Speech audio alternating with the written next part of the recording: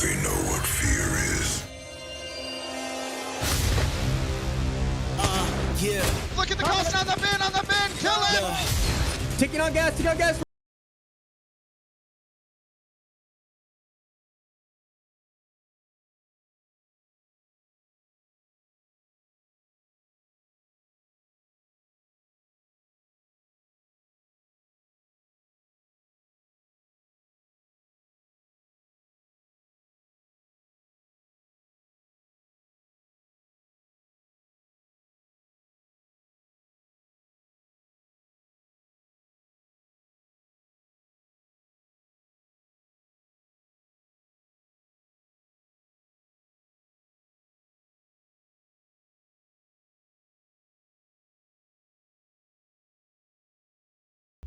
Let's go.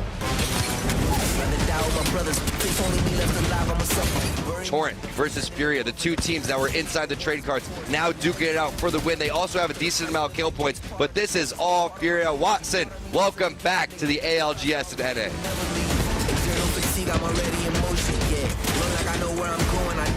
Hold on a second. Where is that grenade? He's on the inside. It is. I knocked one. Nice, good.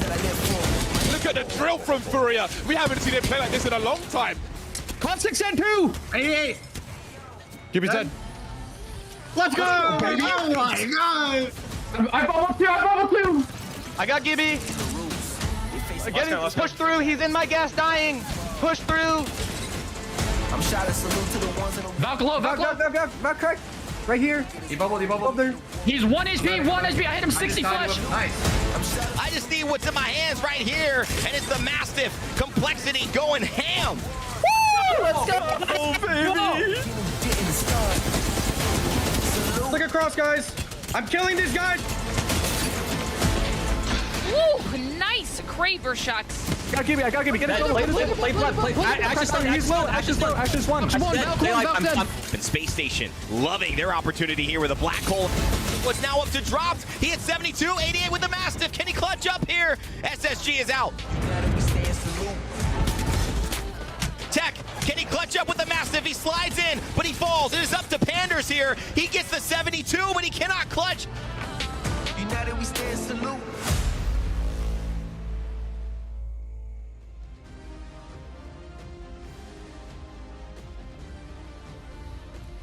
Yesterday may have been the Oscars, but today the real drama unfolds as we find out who will face relegation and who is headed to Sweden. My name is Kate. Welcome to the Apex Legends Global Series Pro League. Alongside me in this here dropship, we have T-Squared and Fallout. Gents, I'm very excited about today. That is the word du jour. But Fallout, today's matches are unlike any of the 6 we've seen before in our group stage. Absolutely. Excited is an understatement. The amount of stakes that are on the table here for today, EMEA was insane. NA with TSM and ESA in the same lobby, you know, is going to be an absolute bloodbath. It's an opportunity to get the final 4 spots to qualify for Sweden in playoffs. $1 million prize pool. First LAN we have had in Apex in almost 3 years. An insane day is about to unfold. I'm excited. Tom, how are you feeling, man? I'm feeling good. I'm looking at the teams, like you said, TSM and ESA, trying to gatekeep, not just in the game, but just in Sweden in general. I don't think they're going to be letting people get his points as easy as they're thinking.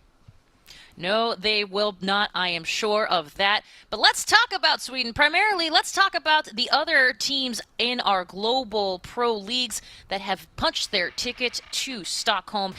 And Fallout, we're looking at APAC North here. We're looking at some players, some teams that have been showcasing that Watson that did make its way into Furia's fielding not long ago, and hopefully will today. But of course, we've also got APAC South and South America, respectively. Yeah, you're right. APAC North, combination of mostly Japanese, Korean players will be showing up in force. And I don't know if anyone's aware in the North America side of how massive the Apex Legends Global Series community and scene is in APAC North. It is nuts. We're in for a treat. APAC South Reignite, the Aussie God Squad with Jen Burton on it, been looking great. And of course in South America, Team Singularity, the dynasty of South America, Brazilian dominant squad throughout the entirety of the South American teams that qualify, with a couple Chileans in Wolf and Elysium. I'm excited to see them on display in Sweden for the playoffs.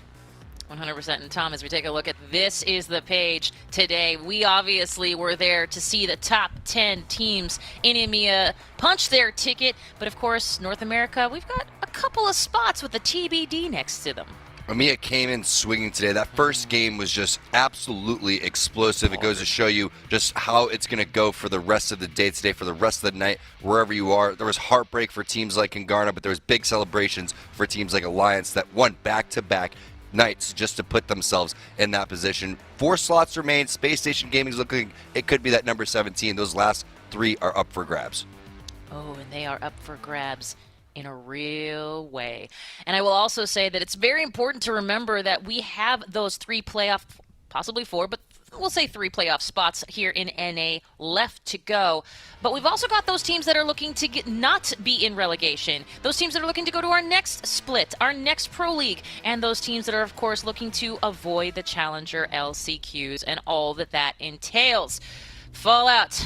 The NA regular season standings. We've been looking at this all split long, but today these numbers and these colors, they mean something a little different. Yeah, absolutely. Top 10 teams in green will qualify for the $1 million playoff LAN tournament in Sweden. The teams in yellow will not get relegated and won't have to play in the last chance qualifier number 1 for a chance to earn a spot in the ALGS championship in a few months, but they will have to still grind their way through last chance qualifier number 2, and of course all the way down to, I'd say even 18th. Maybe we'd throw Unlucky and Fury. It's going to be a long shot. X set a little more realistic. Teams have a chance to qualify in top 10. Unlucky and Fury need to win out in their group, which is going to be tough to do. But as we look on the second page here, there's a couple teams that are facing relegation. That's pretty darn scary. I mean, built by gamers, former Sign Us Please roster. You got signed. High expectations for BBG coming in. They're a great team. They haven't necessarily performed up to snuff, so they want to avoid relegation here, and they're playing for something entirely different. And then the teams that have already qualified, Kate, are also playing for seeding for Sweden and for additional prize money for earning a better placement in the Pro League. So across all boards, across the top to all the way to the bottom of this, there's a lot at stake here. There is a lot at stake, whether it's pro points, whether it is the seeding that those incur. And then, of course, listen, those points are going to help you get to championships if you're one of those yellow teams. So there's really everything on the line for every single team, no matter what color they are fielding themselves in. But let's take a look at the teams. Now, as we mentioned today, as we did yesterday, today's a little bit different for our NA broadcast. We've got 2 streams. This right here, this is our A versus C teams that we are looking at on this main stage here. If it was LAN, this would be the main stage. There it is. And Tom, obviously a stacked lobby in all regards. Yeah, you're looking at 4 teams that have already guaranteed themselves their way in. That magic number seems to be 85, so everyone's kind of aiming for that. But Furia, they popped off yesterday. It was really exciting to see the compositions they were bringing to the table. And you talked about it, Fallout. If they have a magical day like they did yesterday, anything's possible. But teams on the verge that have been trying to fight their way out of relegation, like Renegades, that's a team that's starting to play a lot better now. XSET has an opportunity to make their way in. 100 Thieves, they won yesterday. They were looking extremely strong. This is a stacked lobby on a stacked day. Stacked on stacks on stacks. Let's take a look at our secondary stream. Of course, our secondary stream, if you want to check that out, it's twitch.tv/versusgaming_GG. We'll have that up on the screen a little bit later in the show. But, you know, Fallout, we got to keep an eye on that Space Station Gaming right there. But I also see complexity and seeing some of these teams, as we saw earlier, that literally are on the bubble, could find themselves in one of those last few slots. Yeah, you know, if the first lobbies are stacked lobby, because it absolutely is, it's top heavy. This is the qualifying lobby. I mean, you have Complexity, CLG, Space Station Gaming, Sentinels, RCO, Scry, Torrent, and W all in this lobby. Those are the teams that are in 7th through 15th place. Insane to think about how much is at stake in that lobby. And, you know, if I'm trying to qualify, that's actually the lobby I'd prefer to be in. I would rather not go against TSM, ESA, 100 Thieves, Cloud9, Team Liquid, who are all looking really, really great. They are indeed, and I'm sure all of the teams you just mentioned are also not looking forward to going against each other, but they're going to say, hey, we got 6 matches. Let's find out how we do before we set up shop in Sweden. And of course, map schedule changed from our first half of our split. Now we're starting on World's Edge and heading to Storm Point once we reach matches 4 through 6. So a nice little spiciness to our map rotation as always. And of course, this is the last time online that they'll be facing those same maps. So we'll see what happens there. But speaking of things we see that help us showcase what's happening, we'll see if that segue worked. Either way, it's called Multiview. If you haven't gotten in on it, now would be the time. head on over to that command center on our Twitch page, our Twitch ALGS channel, that is. And of course, it's going to be near that follow button. Choose which perspective you want to follow. You can follow multiple perspectives. You can also hear each of the teams, your favorite players. You can find out why they do what they do and when they do it all right there. Be the pro viewer we know you can be. And as someone who is currently in the dropship with 2 former pros, I know that both Tom and Fallout, you guys have both got this, and I'm sure you appreciate a good multi-view. Is that correct, Thomas? Oh, 1,000%. There's no better way to watch and experience Apex. You get to connect with the players. You get to see their strategy. You get to hear how intense it is going to be when they're calling out in these team fights. Oh, team fights on the multi-view. It's awesome. Now, throughout the split, we have been showcasing the incredible talent on these squads, but now with our final 6 matches of the regular season and that trip to playoffs looming in the background, who do you think our analysts are going to choose for you to keep your eye on? Check this out.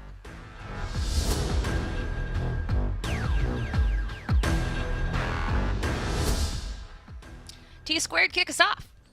All right, so typically we end up going with the 3 teams that are possibly going to win, and these teams could potentially win because of what's up for stakes. These are the teams that are really trying to make their way into the playoffs, going with Liquid to start off. Now, they had the change going in with Gilderson's coming in and filling some pretty big shoes. I think that he's done a pretty great job. Nocturnal, a great IGL. Ask Nocturnal, what do you need to do to command your team? He says, I just need to be the leader that I can be. I got my money on Liquid today. I think they're going to bring a lot of intensity. Meanwhile, team number 2, a team you don't really see on the teams to watch too often, it's XSET. Why are they here? 1, they looked really good in Split 1, and they pick up Vayne from the 100 Thieves roster and looked pretty solid in Split 2 as well. They are right on the fringe, right next to a few other teams with the potential to qualify. So this is the team you got to keep an eye out for in this lobby because the stakes, well, you got to get top 10, and XSET's got to get a top 2 or top 1 finish to do exactly that. XSET, one of the fastest rotations that we have. TSM, another one of those teams with extremely fast rotations, but they've been bringing a good gameplay to the table. We know how great they are, so they're kind of poised for a great day recently, and they've been, kind of struggling in terms of finishing off their end game. So I feel like if they could just keep everybody together, keep everybody healthy, TSM's definitely, obviously, a team to watch. Do great things, and I believe these 3 teams have that potential as well. Now the remaining playoff spots are on the line as match 1 begins in mere moments.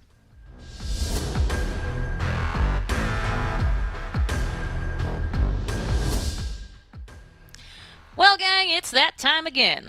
That time in every one of our split streams when we talk about who the talent has picked as their front runners, the horse in their corral. And here we are today. What an interesting breakdown. T-Squared heading over, partnering with his favorite Mark. Yep, we're not going to be jinxed at all after this. And you know what? Gaskin is always right, so I really like this pick that you went with, Kate. Cloud9, definitely a team to watch out for. Fallout, I like your pick with TSM as well. Yeah, TSM has not necessarily had, up to their expectations at least, the best days in Pro League. It's the last Pro League. They're playing against ESA, who's on top of the castle right now, thinking that they're the best. And TSM is going to come out swinging, trying to prove in the last Pro League day that they are the best team in North America, going into Sweden with confidence. I think they're going to want to take home the first place prize. Obviously, a lot more prize money for first place as well. So expect TSM to come out swinging. But there's also, obviously, you saw Cloud9 there. We kind of keep sleeping on 100 Thieves in our predictions. They won yesterday, and, I think 100 Thieves could easily come out and win this lobby as well. And obviously the ESA pick was a great one, Tom, until Onset picked them, and now you're just doomed because he has the curse. It happens. Well, with that, I'm gonna almost topple over my microphone and say thank you so much for breaking things down with me. I'll be back a little bit later in the show, but until then, enjoy match number 1 with Fallout and T-Squared. Bye, gents. Thank you so much, Kate. And yes, match 1 is around the corner. Fallout joined alongside T2. Not often we get a chance to cast together, so I'm stoked to be live with my man Tom, and I'm looking forward to game number 1 and kicking this thing off, the last day of Pro League. What are some storylines you're looking out for? I'm looking, what's interesting enough is big shout out to Bardoff for giving us what was in the crafter, right? Yep. Because I'm looking out for, again, weird and unorthodox compositions that are coming to the table like we saw Freya do yesterday. So now that we know that that's going to be in the crafter, maybe we see a lot more Bangalore teams that maybe are trying to take advantage of little nuances within the game like that could pay huge dividends. What do you think about that, John? You're spot on. You said how exciting the crafter is, but you didn't say what's in the crafter. DigiThreat is in the crafter. I don't want to spoil it for everybody. Oh, you were trying to keep it a secret. I ruined it for everybody. Digital Threat is in the craft, and obviously that means Bangalore and the one-way Bangalore smokes we've seen quite often could be effective. Plus, we've seen in EMEA actually kind of popularizing Bangalore and Bloodhound as a team composition, which I love. I'm all about. It means you're playing fast. You're trying to get in fights. You're playing scrappy. We saw 2 or 3 teams do that. We saw Furia actually take a page out of the EMEA meta book by playing Bangalore and Bloodhound yesterday on Stormpoint, and take a page out of the APAC North meta book by playing Watson yesterday, which was fascinating. They won a game on Watson. So expect Furia to play just as aggressive, maybe run the same team comps here. I'm getting some stuff in the chat over here from our production. We have an Octane coming through, and we have more Watson coming in for Furia. And going back to what Furia was playing, they had no rotation legends when they went over towards Stormpoint. Their aggressive legend was Bangalore. So again, Furia just adding some new mix into the meta over here. Very cool stuff. But yeah, you're right. We're sleeping on 100 Thieves 1,000%. Can't sleep on anyone in this lobby today. Apex Legends, the Global Series, brought to you by Monster Energy. Shout out to our sponsors, Monster and Lenovo, for help making this happen. And shout out to you watching at home. Get ready for some of the best Apex you've ever seen. Absolute facts. Game 1 is here. Blow it up in the chat right now. Let us know who you want to win the entirety of the Pro League, and of course today's lobby as well. And here we are. We do got some Octane on display. Been a while since we've seen Octane in the days of NRG repping Octane just seasons ago. Excited to see Razor Bursty of Buff Pathfinder rocking some Octane here. Not too shabby, but keep in mind in this lobby we got TSM. We didn't even talk about G2, by the way. You got to talk about G2. They won their last Pro League day over TSM. Looked very, very strong. We have Esports Arena, Cloud9, Team Liquid, Fury, 100 Thieves. It's going to be a stacked lobby, a stacked day, a ton of fun to watch. I don't think Bursty saw Hal's tweet. He was playing, some aim lab earlier, and he was like ready to shoot some Octanes down. So I don't know if that's the right move when you got Hal already on top. Whoa, fighting already taking place in the back in the middle of the tree over here. That's going to be Renegades and OA going at it. Oh, this is huge. Renegades versus Optimal Ambition, fighting for Tree as an early POI, and it looks like Saucer is barely going to get a shield cell off. It gets taken out right after, so Madness needs to come through with the Mozam, by the way, and a Q. A snare is all he has to his name, and he's in a 1v1, I believe. This might be a pure 1v for the Brett. A Mozam in a dream. We've all been here before eventually. Sometimes I just run right past this weapon hoping that I can find other ones, but it does do some serious damage. Like you said, now down to a 1v1 over here. 45, that is what you're looking for if you're Madness and the Renegade squad, but it's not enough. OA gonna get first blood over here, and Nades with 2 out of those 3 kills. Very nicely done from Optimal Ambition. Yeah, it's a game of shotgun, rock, paper, scissors. Ava 8 beats the Mozam, and it's actually not rock, paper, scissors because the Mozam beats nothing. Let's just be very, very real here. But currently, oh my gosh, another team's going to fly through. It's going to be G2 already on the rotation. G2 drops in Thermal Station. Look how fast they rotated. They usually take their sweet time looting, but I think one member of G2 actually drops in the southeast side of Thermal Station and actually heard the fight going on and realized they can join the action. They're already adjusting. In the first game, very rarely do you see that. They must have saw 2 teams flying over there. They probably hit the loot a little bit faster, and they make their way over there. They don't have just Mozambiques. They have purple armor. They have blue armor. They're feeling good about this situation, and they're hunting down this last player as Nades is going to be thirsted. Rough break for both of these teams, but the rest of the people in the lobby are going to love that 2 great teams are already eliminated.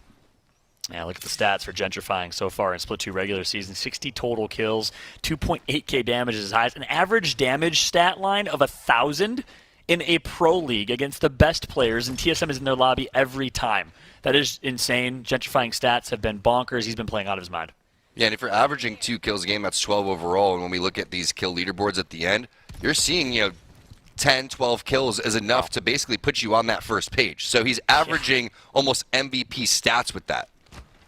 Every single week, by the way. Just absolute bonkers here as we take a look at the map overhead. And yeah, look how fast G2 did make that rotation over from Thermal Station. Look how much action there is just to their southeast. They could potentially decide to take some of those fights over in launch site, but obviously wise decision not to. They're going to work their way back to Thermal and back to their kind of normal rotation, it looks like. Just taking their time at least looting the rest of Tree, hitting that beacon.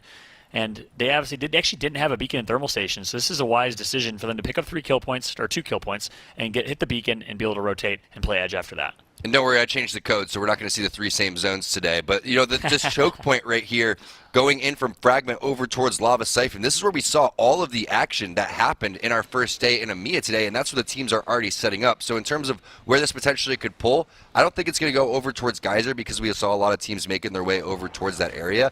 But that no-name area across from Lava Siphon has a handful of buildings, and that could be a great position to go and lock down. Now, Furia Panders is rocking that Watson, you can see, so they're feeling good about that. And the car is going to be so popular today with the Digi-Threat available. Yeah. Furia drops countdown typically, so this is a very slow rotation, and they love to take their time crafting. And, you know, James is a little bit critical. Usually they're crafting too often in zone crafting as opposed to fighting. But they played a lot more aggressive yesterday, Tom, and I don't know if it was a nice change of pace for you, but I really, really enjoyed the way that Furia played. Really phenomenal stuff from them. You just wonder, is it too late in the grand scheme of things now? It's never too late if you can keep up the faith there on set. And Fallout, excuse me, I'm looking at Onset's I know I name sounded over just like it. Lazarus is rocking down these buildings. These are the buildings that we're talking about. 100 Thieves, they're going to go for the Dorito building. So look at all the coexisting that's happening over here. Your popular end zone where the 3 pills are, where that respawn beacon is, that's going to be something to keep your eye on as 100 Thieves now goes to the outskirts to go for this drop. This is a pretty risky play considering how many teams are already in the area. Yeah, they'll be rewarded with a purple shield, and that's why Ash does it. Easy port out. Yep, phase breach and able to just work their way back to safety, and I like that move a lot. Wise decision to have the rotation legend, a.k.a. Ash, be the one that goes to that crate. Getting a purple shield is going to help them, and guess who was actually putting pressure on them? It's TSM right nearby. Yeah, TSM is going to take the opposite choke over here, and they're going to be feeling good about this position. And again, we won't really know exactly what zone this is going to be until we get zone number 3 scan, but a lot of people already prioritizing where they want to go. XSET's on the opposite side of the choke, too. As you see GeForce there, James Fearless with the Mastiff, another fight taking place. Yeah, Banshee's going to get knocked. XSET right around the corner from TSM FTX. This is big, and again, keep in mind, we had XSET as a team to watch. Why? Because they are on the fringe with an opportunity to qualify. They got to get top 2 or top 3 maybe in this lobby, and which is obviously easier said than done. He said GeForce earlier, James Fearless getting a knock on Banshee. Looks like they haven't been able to capitalize with the kill just yet. Which is fairly interesting considering it was Mastiff. So I don't know if he long-ranged him all the way to Fragment, because that would be the strongest Mastiff ever, but you can see the shots coming in from Slurpee, and now you're also going to be getting OA. I believe this is the final member of that team. No, did they get the res? Bro, they got the res. Wow, they're farming. On both of them, and they just got to farm additional kills. That's insane. G2 is absolutely farming right now. That's just so smart from G2, right? They're like, all right, we understand that this team probably will go for the res. We're going to work our way back on over to our POI as OA rotates to the back, gets that res, and now they're hiding in the back of Thermal Station. G2 basically picking on both of the teams over towards Stree. And I love that Fallout, because you wonder what's going to happen in game number 2 and game number 3. Are either one of those teams not going to be interested in contesting anymore? I feel like they're going to switch it up, and one team is going to give up on Tree. Yeah, Gentrifying just wants to work as we have to kill leaderboards, which we just saw on the right of our screen right there. He's like, I ain't losing to I ain't letting ESA top 3 to kill leaderboards, no shot, as they're clearly playing for kills, playing aggressive today, a much more aggressive G2. Meanwhile, TSM is doing the same thing. I mean, TSM dropping Fragment East could have been the first team to rotate over into No Name Ville or Respawn Village. Instead, they take a choke point instead, which obviously gives them the chance to play for kills. Yeah, you can see main legend there, Ash. That's going to be split between World's Edge and Stormpoint. He switches on over. I love watching how Hal plays Wraith on World's Edge. These portal plays are so on point. The third parties are always there, and he's putting himself in such an aggressive position that opens up things for the rest of his teammates. But then again, we're going and looking at Designful 2. He's not that far behind. G2's been farming for a while now, and they're continuing to do so, just crafting out into the zone, and they're not worried about what's going on in the middle right now, because they're going to come around Edge, and they're so masterful at these late game rotations. Yeah, and I like the head-to-head. The biggest stat that stuck out for me in that head-to-head matchup right there, Tom, is amount of match wins. 7 for G2, 2 for TSM. G2's had the upper hand here in the Pro League so far, but you saw a lot of back and forth from Designful. And Hal on Twitter is, Hal saying, where are you when it matters? On LAN or in big competitions where TSM's known to show up. So quite the rivalry forming between those two, and they'll have a chance to settle it today. And then, of course, in Sweden as well. Look at Ziffer getting some shots with Horizon. It connects. Cheeky, FaZe Clan, sign him. Yeah, for real. I love the play coming in. And that is a stacked Sentinel overall. That is not an easy weapon to go and shoot like that, especially while you're in the air, having to lead your shots. You can see Casuals is coming through to play. Don't do it to him, Casuals. Yeet. Oh my gosh, I tried manifesting. You miss 100% of the shots you don't take, Ziffer. And you got 78 bullets.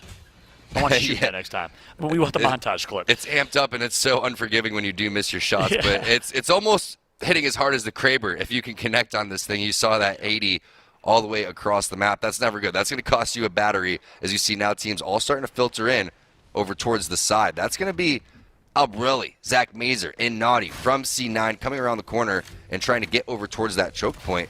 But they seem to be a little bit trapped in between multiple teams, so I'm curious to see what Albrelli is going to do in terms of his bubble play, because you have to stay fairly close to one another, but this is somewhere that you could lock down. The charge rifle coming across the map, a little easier to shoot than the Sentinel.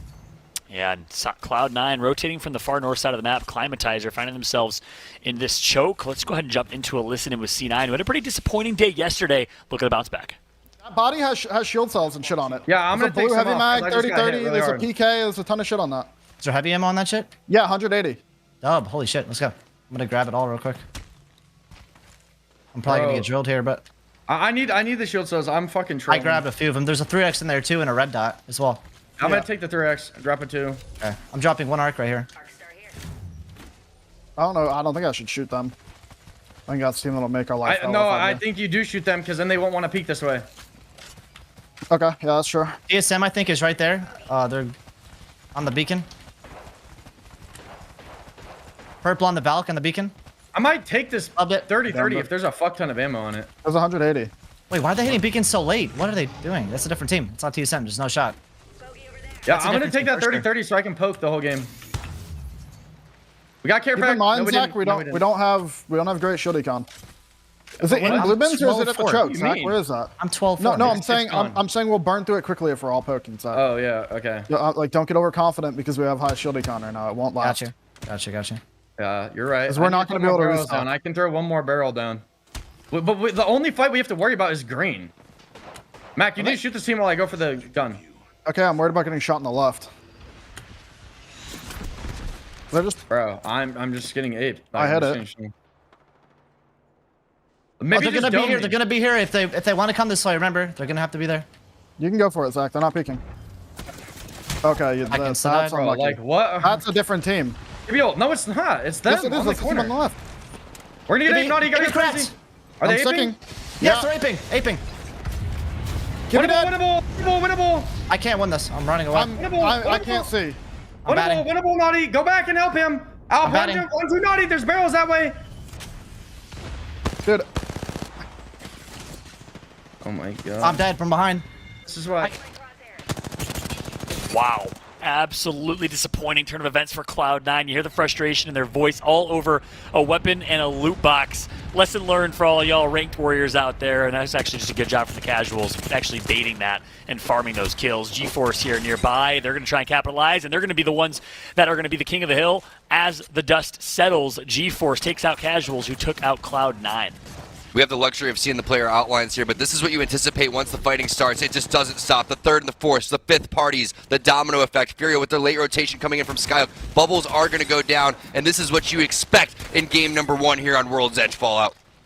Wow. What a turn of events, and that is third-party central here. And this is the location on World's Edge that typically third parties will constantly happen. For anyone that's grinded ranked is definitely aware of that. And it all started with the knock on Zach Mazer, trying to loot, trying to grab the 30-30 and some ammo, scopes, etc. And that results in all 4 teams that were in that fight, or sorry, 3, dying, and Furia being the last alive. Now Team Liquid coming into the fight over towards the Dorito building. You can see the black hole is going to go down. That stops people going from the door. You may see the grav lift over there too if it is going to be up, but a lot of visual clutter happening from that thermite. Tough to push your way through that one. Ampway and Zerbo trying to stay alive, but you can see ESA built by gamers, a handful of teams in the vicinity over here, because this is where I think that end game is going to be. Huge fight for Team Liquid if they could win it. That's a great crack from Nocturnal. He's going to get one. Let's go ahead and jump right into a listen-in with Team Liquid as they win that fight, but they're not done yet. I'm batting. I'm holding for you. I'm leaving. Heal. No bad. I'm med kidding. Valk 150. You're fine. Just heal. I need heavy. I have 56 bullets. I'm dropping you bats. Here, Zach, here. Take that if you need it. I don't need the cells. I have 16. Okay. Behind us, west. Are they landing? Yep. Caustic cracked. Caustic cracked. Caustic flash, Caustic one. Valk flash on my door. Two. Valk dead. Try and res him. I'm holding door. Come back, Zach. Come back and res. Door's gone. I'm just rezzing. I'm marking. He's on door. Just come back, Come behind us. Just play safe. Come to the corner. Ripping it back. Yep. 15 seconds. There's knock. Playing outside door, Brennan. 10 seconds. Yep. Just stick him. I can cover. I can reload Shoddy. Reloading Shoddy. Okay. Yeah. Doing it raw. We're chilling. Caustic 100. Crack the Gibby. I'm holding right door on the north. Popping Phoenix. Oh, go out south. I'm portaling us out. I'm holding door. Careful roof, Guild. Care. Take the portal. Take the fucking portal. Look at zone. I need heavy again. I have 38 bullets. I have none. 38 bullets heavy. None for you, dog. I'm 34 over 58 right now. Okay. We need a Valkyrie right here and go into guys. Oh, fuck. Wow, my heart is skipped at least a few beats and is absolutely racing. I can't imagine Team Liquid's in that scenario. So well played from them, the wherewithal to back out, pull out, survive, and stay alive. And then they get third party by G2. Obviously crucial based on their positioning, right, Tom? Yeah, it's so crucial also to get out of that rotation to go under the bridge. But based on that positioning, you know that's the first building that's the closest towards these choke points. So teams are desperately trying to get in. They're not going to just go towards the middle because you have to find a start somewhere. And if they're having Team Liquid on the ropes because they're getting pinched from both sides, why not try to infiltrate that area? But the heads up, Nocturnal, Portal, the comms, it was on point, and now they get an opportunity to hit that skyward dive. And here's the interesting thing. That zone you just saw on the minimap is pulling into no man's land again. Like EMEA and the south zones, all three hills, their zones were no man's land. It's happening here in North America, northern zones this time around. So it's going to be a difficult rotation for all of these teams. Team Liquid forces themselves kind of awkwardly in this position because they had nowhere else to go here, Tom. They really didn't. You can see how many Qs they're getting from that Valkyrie passive. That gold helmet is so key right now for fun. We'll see if they're going to be able to stay alive. But in that kill feed, XAT, another one of our teams to watch, they're going to get a knock onto ESA and the finish onto Duplex. Liquid somehow, someway, still alive. This zone is going to eat a lot of these teams alive. They're going to have to fight their way out of here. Yeah, gosh, it is going to be like 300 Spartans ascending upon a hill with the Persians, a.k.a. TSM, up top waiting. Let's see how they decide to play this as they will be storming Team Liquid right next to G2, running side by side in parallel. Going to be such a difficult rotation for a few of these teams, and here it goes. They really hope that the other teams are getting distracted up over towards the opposite side of the choke point, and that just may be the case. As you can see, Furia, Panter's trying to lay down some fences ASAP. He does have his ultimate down, so the defensive environment isn't going to connect on top of him, but that zone is starting to tick away. The bubble isn't exactly where you would hope for Zera Tricky, and you can see how desperate these teams are trying to get over towards, which is going to be this pill ending that we've seen, a classic ending here on World's Edge. Great shots from Tech, continues his great performance from yesterday, and just like that, Furia takes out another team. It's BBG, but here's where Watson is not going to do a whole lot for them, Tom. There's not a building or anywhere they can use those Watson fences. And all of a sudden the collapse is coming. The bubble was already gone, and you can see 100 Thieves is still alive. Zera Tricky doing whatever he can. Bubble is in 10 seconds. That's just not enough time to go and recover. 100 Thieves picking up some huge kill points along the way, and they're not done yet. This is the 100 Thieves' dojo, this location, where they won ALGS championships. They play this ring so incredibly well. We saw it again actually a week and a half ago in Pro League. Same exact positioning, 100 Thieves won. They know how to finish these rings, these late games, and they're playing it so well. That's such a great point. You almost forget this is where they won the tournament. They know exactly how to go and play this one. Another team that was on top of it was TSM. They locked down that choke a very long time ago. Surprisingly enough, we didn't see what happened on the opposite side of the hill because so many teams were coming over from the Fragment West and East side that created so much commotion. Now XSET in the wings waiting to collapse. TSM still alive. They've been playing extremely patient here, Fallout. Yeah, they have. They took the east choke. Xset took the west choke, and the west choke is where the zone's going to be pulling to. So advantage Xset for now. Their center zone. TSM is going to have to slow walk their way in, but doing a really good job checking right, heading to swivel, and making sure to track this team. Meanwhile, Noct from ESA is just ratting his way to a top 3 finish. Ideally, he's going to face TSM as soon as they turn that corner. He's kind of becoming the best rat in North America and on one of the best teams. He's just picking up points along the way, too. We'll see if he's going to be able to do something miraculous towards the tail end of things. But the aggressive play coming in from Hal. He has his phase. He has his portal. If he wants to go in on this, definitely anticipate that. But he's going to back off after tossing the nade. Doesn't want to take any damage. Also, as a shot caller, he needs to make sure he doesn't get too honed in on one team with so many teams remaining. That's right. If you take this fight, you're certainly going to get thirded right after by Xset. Look at this. Noct is still in that corner. Xset has no idea. He can't move. He can't even breathe loud, and Xset will hear him directly above. You can see that haircut. Valkyrie, you got to shave your head, all right? Clearly, the hair is making a difference, but they're actually still not going to see Valk. How has he not been seen yet? And TSM's probably like, what is going on? Why does it feel like there's 4 players over towards the side? Well, TSM, there are 4 players out over towards the side. Meanwhile, the fence has been taken from 100 Thieves. They're taking a lot of caustic damage, though. That's going to be Bird going down on Team Lazarus. This is the pill ending that we were talking about with all these blue crates in the surroundings. 100 Thieves home, basically, as Hal hits the portal back on around the corner. Nox still alive, and Xset very spread out through all this. They may need to get a little bit closer together. This is insane. Noct is quite literally just hugging this rock in between TSM and Xset, a TSM and Xset sandwich. And TSM is going to rotate out. They're actually going to push right on to where Lazarus is. We know that 100 Thieves is nearby. Noct is now top 4, ratting his way to at least 6 points in placement. He's being silent still, and there's 3 teams of 3, throughout all of this. But Verholz is taking a ton of damage. No bubble coming in for reps. It looks like 100 Thieves is going to get the better of TSM in this fight. Hal's alive, but not for long. And somehow Noct was able to get past TSM and get more placement points as you see Xset, 100 Thieves trying to duke it out. This could be an opportunity for Noct. Is Noct alive?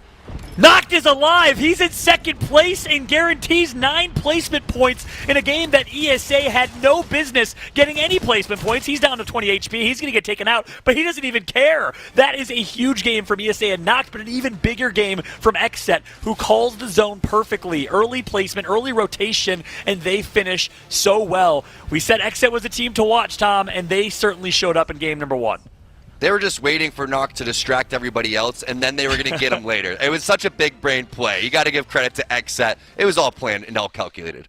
Yeah, totally. They just forgot. They didn't just forget to look down and see Noct hiding right between those rocks and get the easiest KP or kill point of their lives. I can't believe Noct somehow pulled that off. That's one of the best ratergies, notorious devious rat strats that we've seen in quite some time there, Tom. Yeah, it really was. And sometimes hiding in between 2 of the best teams right in the open will just work out for you. They didn't get any kills, but those 9 placement points going to be doing some serious justice. Great job from the ESA team. But 100 Thieves, they get the most kills in the lobby right there. That is their home court advantage. You got to give credit to Xset again, one of our fastest rotating teams. It really paying off there. And the great listening that we had with Team Liquid when they said, look at the zone, we got to go. Everyone was expecting that to pull over towards that no-name area between Lava Siphon and maybe that gully area as a very popular ending as well. And just to put things in perspective for everybody watching right now, Xset with 22 points, they had 53 points overall. If the standings stay the same of where they're at, Xset needs to stay in first place overall. They'll qualify, but the question is obviously we're 1 game in. There's a lot of Apex to be played, but so far so great for Xset. How about 100 Thieves with a 12-kill game? Massive, massive showing from them. And I know as we flip to page 2 here in just a moment, I mean that 9.0 kills for ESA. They just got the easiest 9 points of their lives. Meanwhile, when you flip over, I know G2, I thought they had more kills than that. So a relatively quiet game for G2 here. Only 3 kills that they were able to farm early on, an optimal ambition in the south side of the zone. And the 2 teams that ended up flying on over towards Tree, which wasn't that far of a rotation coming forward, they end up going out in 19th and 20th. The heartbreak for Cloud9 that happened, you could see they were trying to make their way on over towards to pick up that 30-30 so they could have more poke long range. Little did they know, they needed more close range because there was 2 teams directly on top of them. That's right. As we take a look at the stats here, nice damage, nice game. Vayne, former member of 100 Thieves, gets replaced on that roster, and obviously 100 Thieves looking really, really strong alongside Klain and Kenny. Vaxlon making a huge impact on that squad, but Vayne clearly showing, hey, I'm still here, I'm still relevant, I'm still gonna qualify for Sweden, trying to do everything he possibly can after being your champion from ALGS Champs just 9-10 months ago. For real. And he played that phenomenally. I think that the timing was so perfect. I loved how Klein also on the Ash was gobbling up a lot of that real estate. I was a little bit worried when they started to spread out with how hectic that was. But keep in mind, if you really needed to go and phase breach back on over towards the team, you're going to have that opportunity to go and do so.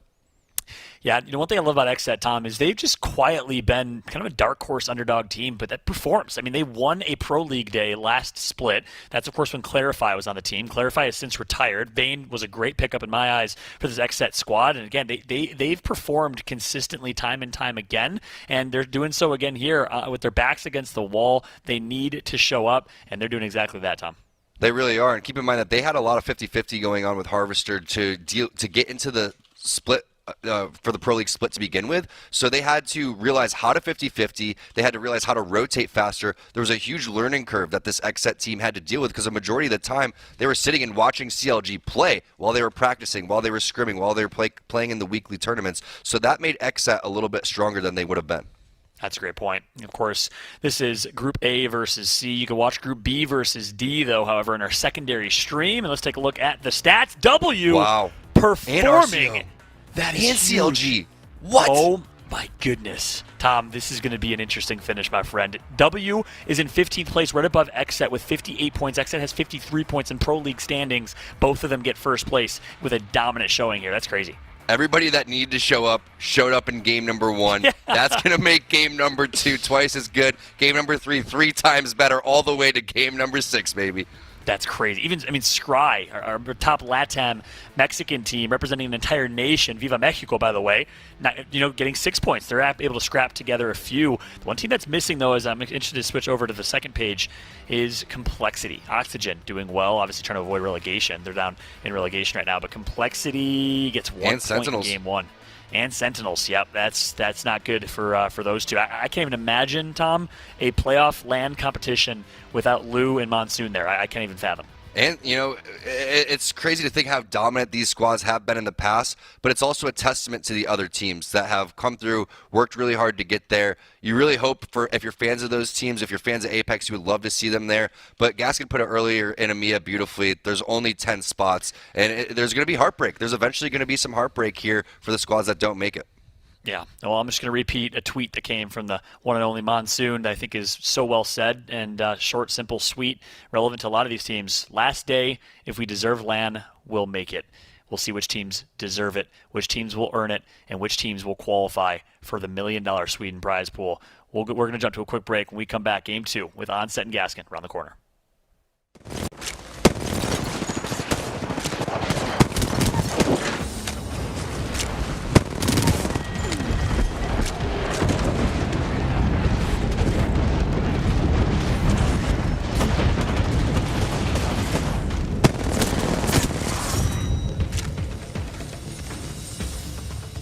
Monster Energy, the official energy drink of the Apex Legends Global Series.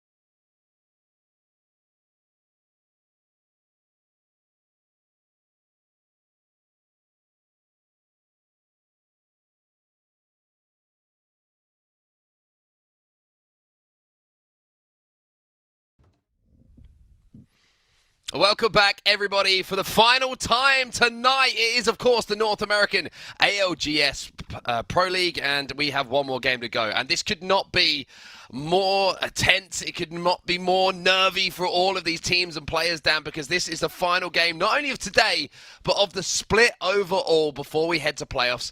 And we still don't know who is going to be going to Sweden. We still don't have those final 10 teams solidified. It's all on the line. We're starting to get an idea. You know, Liquid have put themselves in the best possible position that they could have. 82 points coming into the final game. I mean, the only team that can realistically catch them is the boys of GeForce. An absolute tear, and have been a pleasure to watch all series long today.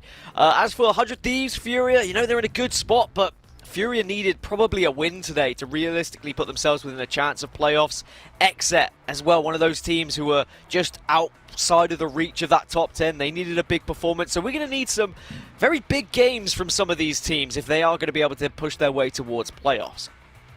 This is going to be a wild lobby. This is going to be a wild game, and I think everybody's just going to throw everything out there to make sure that they give themselves at least a chance of making one of those crazy, crazy runs before those final places are solidified, Dan. I mean, I've got to say, I've been very, very impressed with Team Liquid today. I think that they finally found that combination and that chemistry they've been looking for quite some time. Again, Nocturnal just popping up on my Twitter feed there in the break. He's just said, see you in Sweden. And I mean, that's confidence, right? That's what you want to see.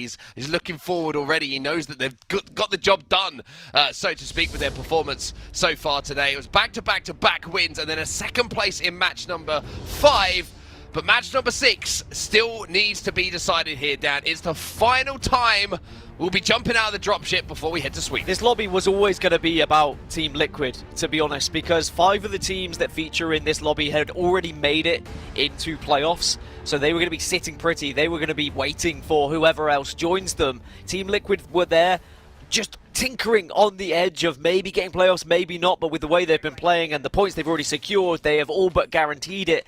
Our attention then goes to the likes of Exet. Can they do something miraculous here to try and build up enough points to catch the likes of Complexity, who have been really struggling in the other group? It would have to be, again, a huge Game 6 here if Exet were to do so, but that still means it's possible, and if anything is possible, then that means we have to at least entertain it, and maybe, just maybe, Exet could get it done. You never know. Exet is kind of the story to watch. I think you're right. They're one of the teams that could maybe pull off the miracle. And with what I've learned from watching competitive Apex Legends for quite some time now, is that the unexpected has a funny way of popping up and becoming the storyline of the evening. So make sure you keep your eyes peeled on that kill feed. Make sure you keep your eyes on Exet as well. Maybe open up a second monitor, get Command Center there, and see if you get some Exet in the corners of your eyes as you watch the main broadcast as well. But already some fighting going down here. 100 Thieves involved. 100 Thieves already taking this early fight, as you say, but will they actually take it, or will they just try and get away? They might be forced to take it with the damage that they're receiving. Vaxlon is just going to be throwing some Mark Stars in defense here and actually connects with one. And, ooh, okay, the damage has come out onto his teammate, but has he done enough against G2 here? Well, G2 did not have a good day so far. They didn't have a good last game, and for now, they did get that initial knock, but that's been traded out. So 100 Thieves and G2 keep on rolling. They keep on flying. That's going to be another knock as Ombu will unfortunately fall to his knees and have to crawl away. Last player alive is going to be that Valkyrie, manages to scarp her away for now. Designful going to be left on his own, and it looks like 100 Thieves will lose that battle. G2 throw caution to the wind in this final game. I think they just want to upset the lobby. Yeah, I think G2 are probably quite angry after what happened previously. Their boxes got abused after they died in the previous game, to put it lightly, and I'm sure they'll be looking to seek revenge. But they're going to have to get Designful back up first, as we do hover over and see Exit are going to be nearby. The team who is looking for that big game as Klein gets to his knees and will crawl around to try and silently approach the G2 roster. Next contenders to the arena, please. It seems like all the fights are going to go down inside of this building here. The command center is certainly going to be something that a lot of people will have open right now. And I tell you what, G2 are going to have their eyes open, because Exet are chasing them down right now. The Gibraltar took damage, trying to escape. Not going to happen. Resulta falls off of the swing into the river and down to the ground. It'll be Resulta on his back into a death box, and Gentrifying is going to just hit the cannon, I think, at this point. Maybe he's going to go back for some beef. Who knows at this point? I think the good news for Exet is that, you know, Complexity and the other group are struggling. So one of those spots in the top 10 is available. The bad news for Exet is Sentinels have just put points on the board. They're very close. RCO are very close. Torrent are very close and could, you know, cause an upset in that other group. And W have been performing very well in the other group as well. That is, what, 4 teams that are above Exet? So realistically, we need to see Exet jump into the top 3 minimum to even give themselves a chance of playoffs here. But we'll see how they do. They've got 1 KP on the board as we take a look at the circle. As you said, it's going up towards Command Center anyway, so Exet poised perfectly to try and get a good placement as well. Yeah, certainly in a good position, but I will say this. I get the feeling that quite a lot of teams will have disappeared from the lobby before we get to that end zone. I can't imagine we're going to have more than 7, 6 maybe teams approaching that final zone, just because of the fact that, you know, teams are desperate for points at this point. And it's not just the teams, like we mentioned, who are chasing those golden tickets, so to speak, to Stockholm for playoffs. It's the ones who are trying to stay in Pro League. It's the ones who are trying to avoid relegation. All of these teams still have something to play for here. Exit, though, they have their first points on the board. They only have 1 KP as a team for now, but 1 KP is 1 KP closer, maybe, to pulling off a miracle. I'm glad you did mention it, because, you know, ALGS points on the line. You're still looking towards World Championships.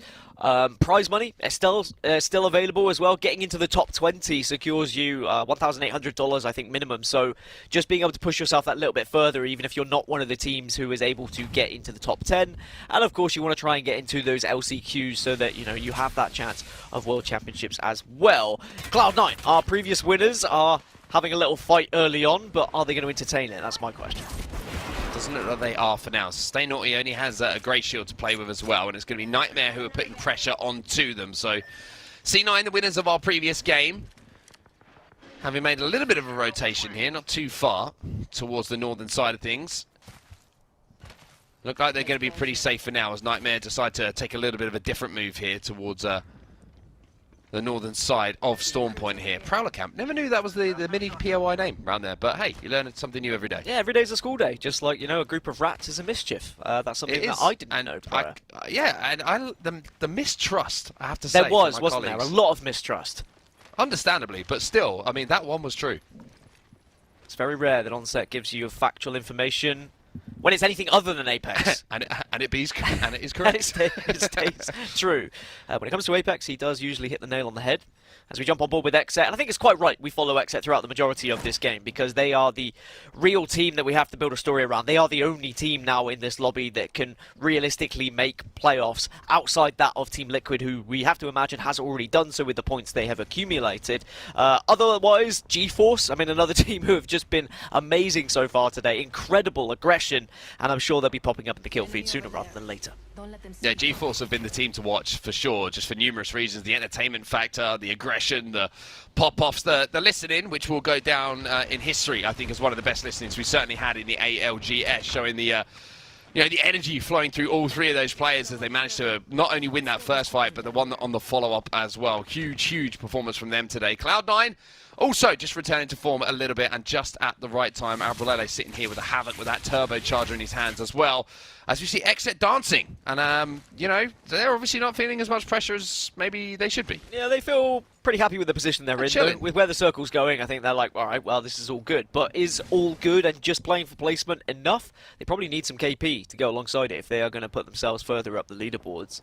As for Cloud9, even though there's less to play for, arguably, because they don't have to try and clinch those playoff spots, of course, those extra prize money, there's better seed going into playoffs as well. With the way the seeding format is going to work, you're more likely to play kind of worse teams the higher seed you are, but you know, I'm going to be honest, I think every team that's going to be there is going to be terrifying, so I wouldn't really bank on any teams showing any weakness, but Exet are going to have a little merry dance, as you said. You certainly are. Vane's just holding this door at the moment. You can see the Clane's taking some damage as well.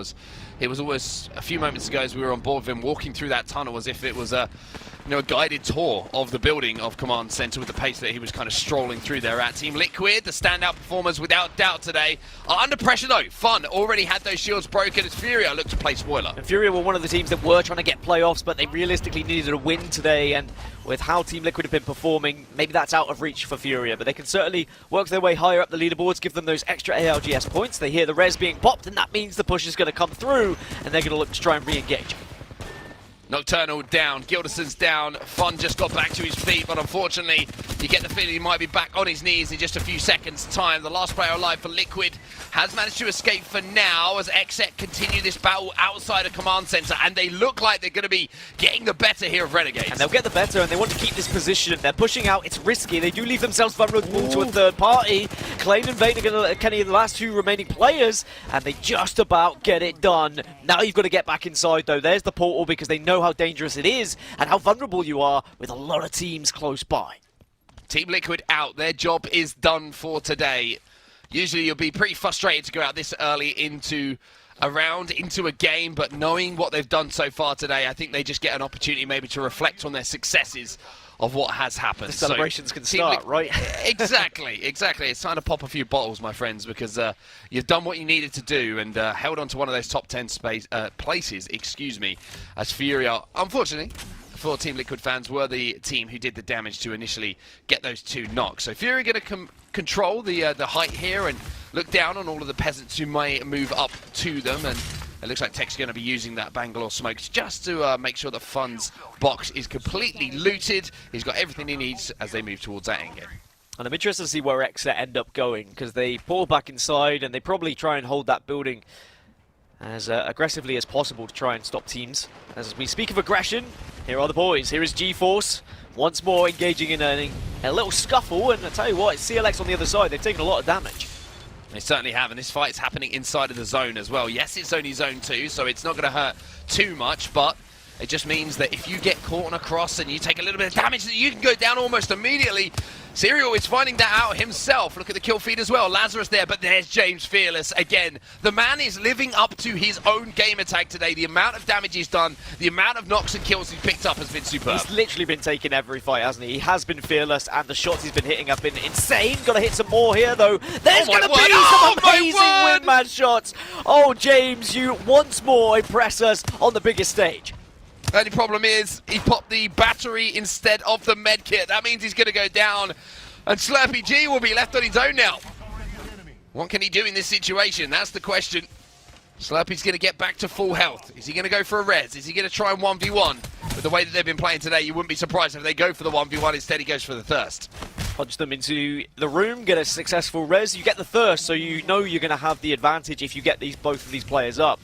And of course you use the third player still on the floor to gain a little bit of information. Bubble goes down, and I think the GeForce who have done just enough here, as the last remaining player on the other side is going to be a little bit too late to the party.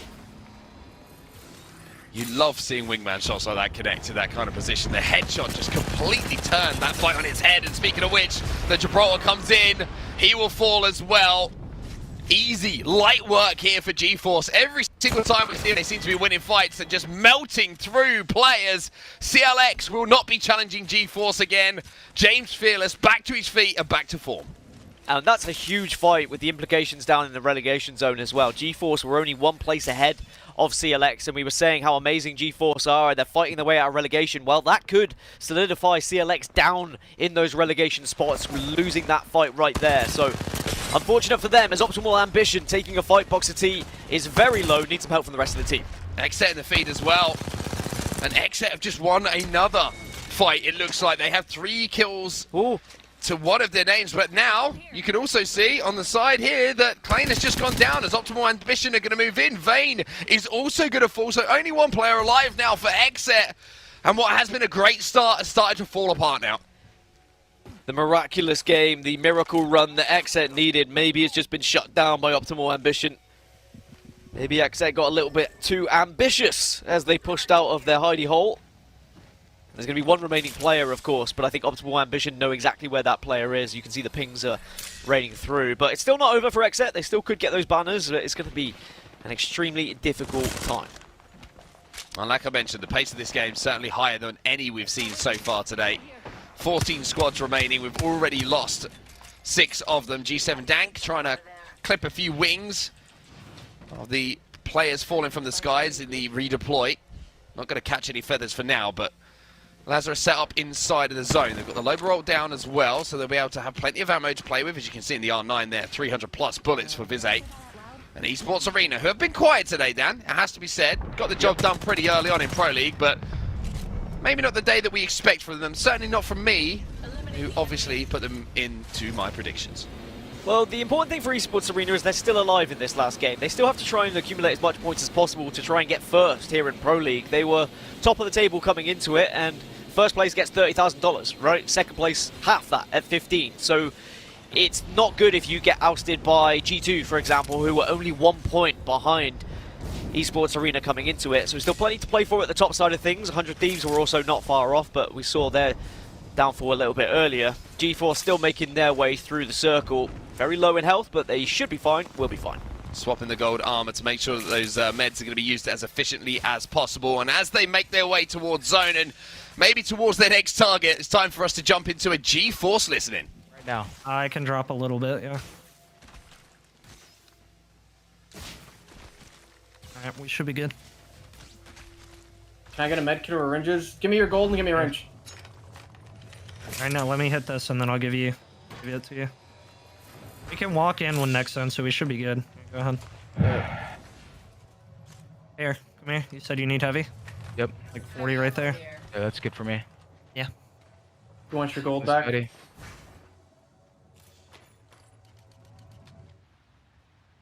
Alright, we can play this pocket here. I have one gold, Mooney. Here, I don't really care. Here, man. You hold on to it, yeah. Here. Me? Here, man. Here, do you need cells? Need wrenches. I have cells. I need wrenches. I only have two. Here, I'll give you one. Okay. Just come over here towards me. Look for nades. There's a lot of nades around. Need nades. Like, we can still chill here for a little bit, but this zone... Okay, I don't remember this zone exactly, but I'm pretty sure this one pulls, like, somewhere towards around here in, like, the waterfall area. It's somewhere, like, towards there, I'm almost certain. If I remember correctly. Just look for nades as well if you guys need any, because I have 4. I have 2. I have an arc and a therm. I have I'm getting James, you're fucking yoinking all my kills 13 today, squads, bro. 13 squads. Bro, I've been putting out damage today too. I know you have. Yeah. Team's sitting in the building right in front of us. Just looking at her back. Hard looking at her back right now. Yeah. We can probably hold over here, James. Yeah, we can hold here. We just need to get like a little presence up on the hill so nobody like pushes and looks down on us. I want somebody to just like straight up look on us for free. That team's looking in the window, so just be careful. He's doing a great job at it. Yeah, he's doing an amazing job, isn't he, Snip? Hey, bro, I can't chow that Eddie. Or are they? They're aiming. Ow. That guy's just cracked. That's horrible. Alright, we're gonna have to Valkyrie. Well, here, let me look real quick, because I'm trying to see, because I know that there's a lot of spots. We can probably portal to a spot over here. We can probably just we're good. We're in right there. You should actually... Are we in right there? Yeah. Do we have cover from not anything exactly. up there? Like, we're in, like, right in here and shit, but they can see us. We can walk up maybe right in there and shit, too. This team in the building is going to be our problem. We just need to get... They're going to Valkyrie or fight us for this spot. Somebody else might try to fight us for that spot.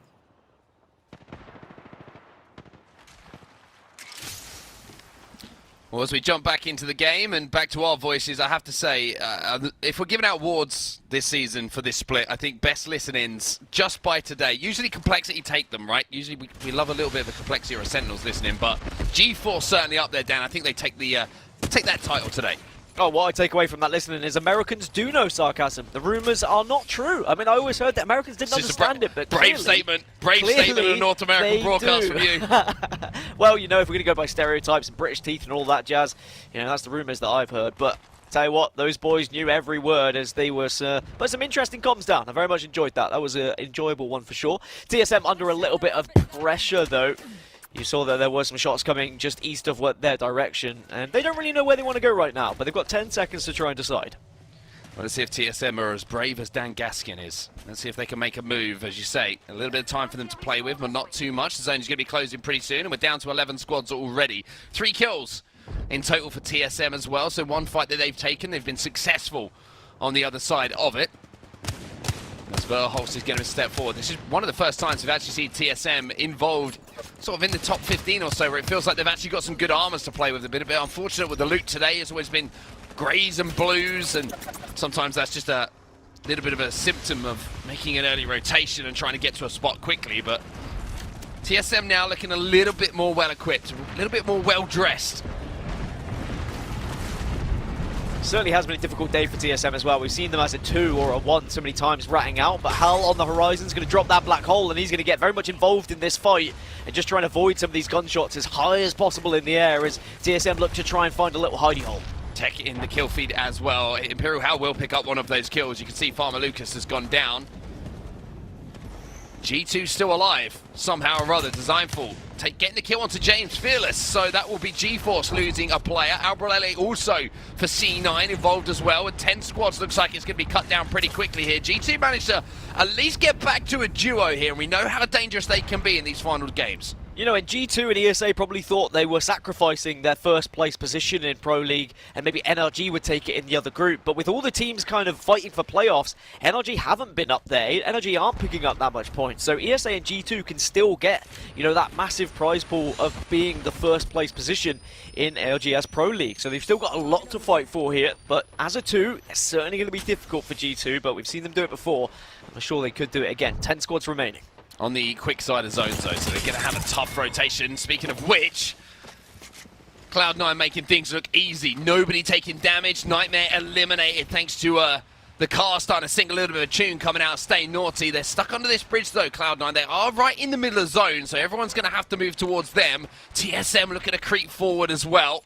Imperial Hal, last time we saw him he had a purple armor, but as they won that fight on the edge of zone, he's managed to get that Evo up to red now. Yeah, it's looking far better for TSM, isn't it? They're in a decent position. They do have to try and walk up, and providing they can avoid some gunshot from their east, they might just be able to get away with getting to the rocks that are right in front of them. That's where they're picking at the moment. That's where they ideally like to get. But it's easier said than done sometimes.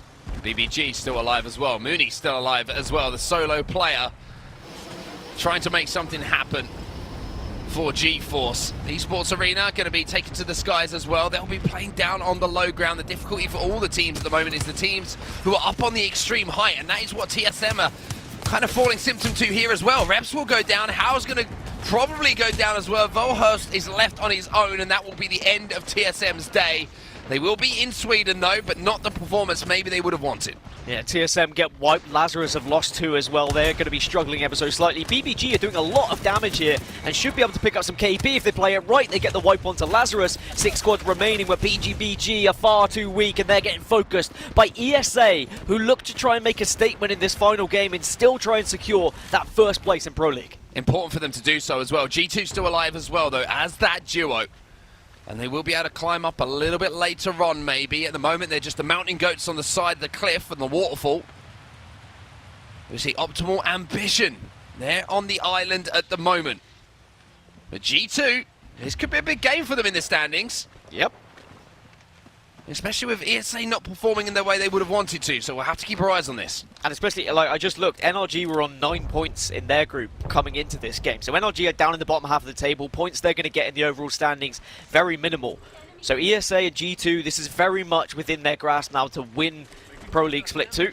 Going into playoffs, get the most prize pool you can, and put yourselves as that #1 team seeded when all those groups and whatnot are decided. Cloud9 are in a pretty tough position, but at the same time, they're quite well protected by the waterfalls above them. I was going to say, maybe in the black market there might be an umbrella for them to put up, because at the moment it is raining and it is pouring. I have to see if they can catch a team snoring now as they try and move forward. G2 is going to be making their assault on the team up on the high ground as well. Gentrifying going to use that cover from the smokes just to keep them alive for a few moments. That's a good play from G2 to climb up onto that high ground and be able to influence that fight. Optimal Ambition, they were the team on the island that we saw a few moments ago. Furia, all decked out in red as well, making their way towards the island as the Ultimate is going to come in now from Bangalore to try and force that team away. Cloud9 have just taken down one member of G2. That's going to be great news for ESA. But of course, they won't know it just yet. G2 down to just 1, but are still alive and are still going to be scoring points. Optimal Ambition are being pushed by Furia now. The kill leaders are looking to hunt them down and try and pick up some extra KP. Elsewhere, ESA just took down Albrelele, so ESA overlooking all of this fights fighting that's going on. And if this is timed perfectly by Skittlecakes, there might be the biggest amount of numbers you've ever seen in your life. 2 Arc Stars go down, big numbers starting to pop, but not quite the knocks he was looking for.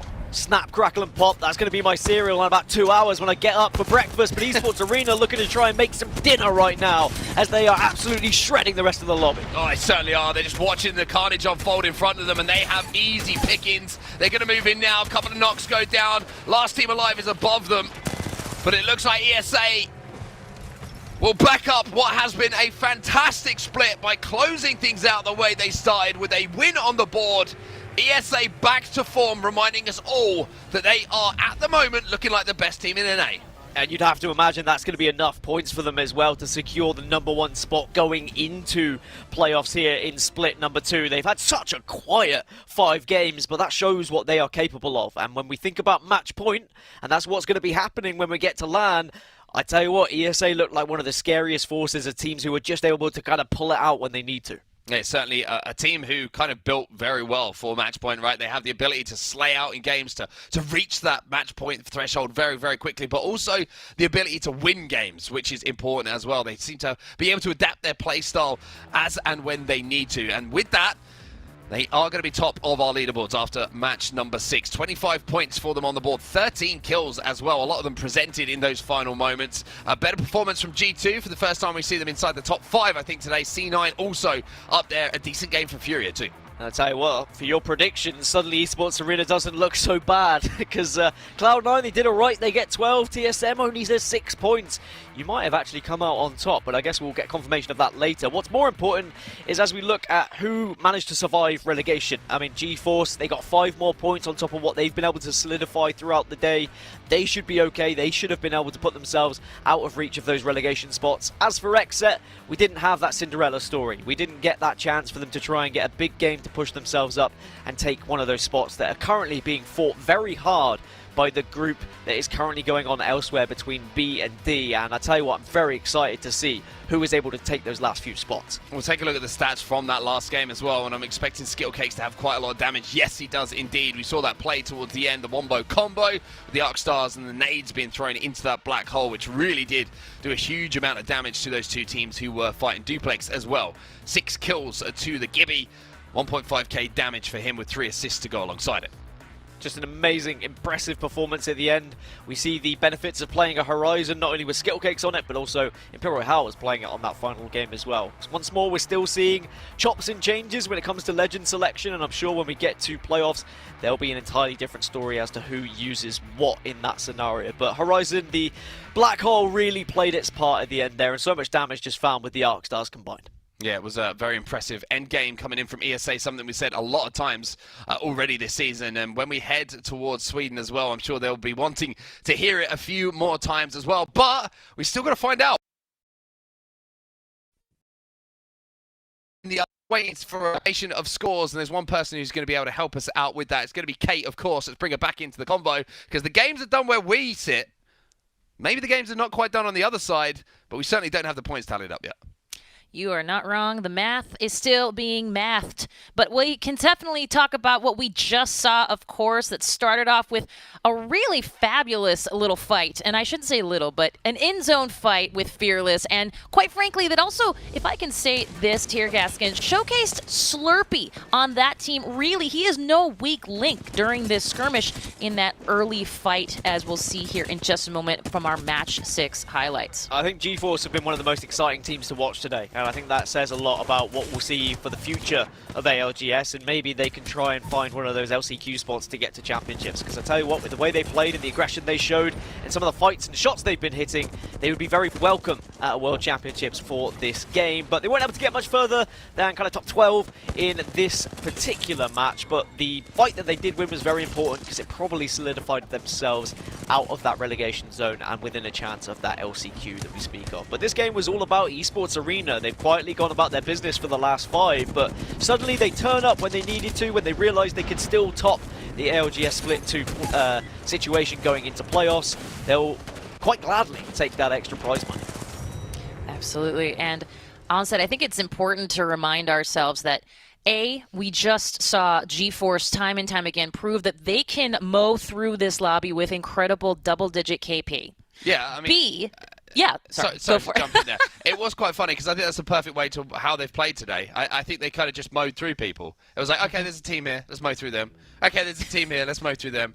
Okay, there's a team here, oh, we didn't mow through them. And that's kind of like just been how they've played today, right? You heard from their listening, it was like, okay, we can kind of walk in here, we can kind of do this, we can kind of do that. But it was all about just finding a team. And it was like, okay, let's just fight them. Let's just fight them and see what happens. And it worked. I mean, sometimes the simplest thing is the best thing, right? And it just seemed to work out for them so well.